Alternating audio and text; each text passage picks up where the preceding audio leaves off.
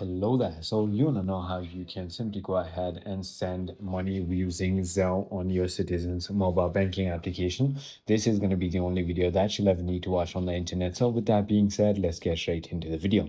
First things first, simply go ahead and open the Citizens Mobile Bank application and log in.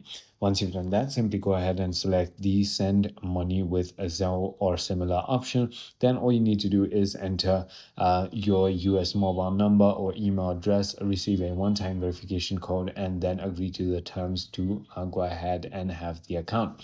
Now, all you need to do is click on send, add a new contact, or choose from your phone's contact using their US email or mobile number. Then all you need to do is type in the amount to send and add an additional note. Finally, just click on the send button right over here in order to go ahead and send the money. I hope this video clarified everything for you. If it did, hit that like button and I'll see you on the next one.